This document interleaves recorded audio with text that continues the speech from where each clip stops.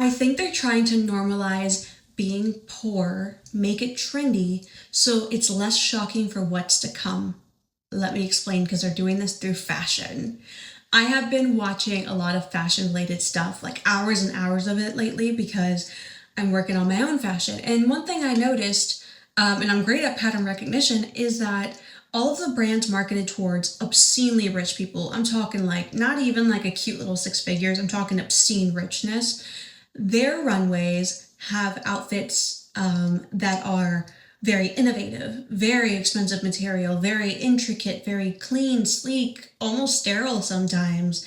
It's just very advanced looking. And then you look at all the brands that are more angled towards marketing to the rest of us, and there is a great divide there. Like, not even the cute little six-figure folk are in that group. They're with us. And all of those brands are marketing rags, stuff that looks dystopic, like dystopian. There's shoes that look like they were ripped off of a homicide victim in the middle of the woods on Balenciaga. Magnolia Pearl. Like, if this stuff went into the local Goodwill, it would get tossed because they would assume it's just in too poor condition to resell. And they're selling this for $1,400. And you're probably thinking, like, Jess, how is that priming like the middle and low class? Well, these brands, this is something I learned while I lived in LA. And mind you, I didn't just live in LA. I did the red carpets. I was shoulder to shoulder with a lot of obscenely rich people. And I've had conversations about fashion. And one thing I learned that really shocked me was that, like, real elite level rich people don't wear these brands. These are like Forever 21, like, Balenciaga is like Forever 21 for them. Like, it's all these brands that are remotely accessible to middle high class people or low class people if they save long enough, I guess. Those aren't brands that they play with. You will catch them wearing it because it's gifted or sponsored. And what they really put their money down on, what they really dress like, especially at private events where, none of us are watching, they're wearing stuff from Italy. They're wearing stuff that's custom, labelless.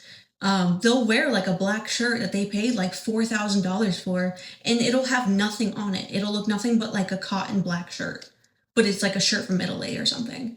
That's how they're dressing. More simplistic than we can imagine, and definitely no labels unless they're getting paid for it. And so these designer brands are for the rest of us. It's not for them.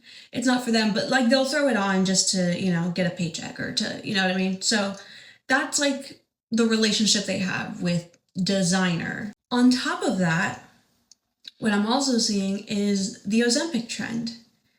And it's not even like a fit skinny, a skinny where like, oh, okay, they lost a lot of weight, but they look like they're working out. They look like, their skin's glowing, blah, blah, blah. These Ozempic girlies are looking gaunt. They look like fragile. And I feel like they're trying to make that trendy. I don't know what, could they get paid by Ozempic to go on to this thing, and if there's a big operation behind that? I don't know. But I do notice that it's just a very odd coincidence or intentional thing that they're promoting this gaunt skinny with impoverished clothing. I guess it would be easier to a society if that stuff was already cool. At some point, that stuff was already trendy, so when you have to dress like that because you ain't got no money, you ain't got no food, and you just happen to look like that, it's not as shocking because it's been cool for a while now. It's giving Hunger Games. It's giving Hunger Games. Anyways, yeah, let me know what your thoughts are down below about this topic. And stay tuned for my actual content. This is like literally a random upload. Stay tuned for my actual content. I have some stuff coming in the mail very soon, probably towards the end of the month. And this aesthetic is about to pop off. I don't think you quite understand how, like, I've shopped for stuff other than what I've shown you in the last video. I've got more. and they're even better. Like, it's just getting better. I can't wait. Anyways, I'll see you guys in the next video.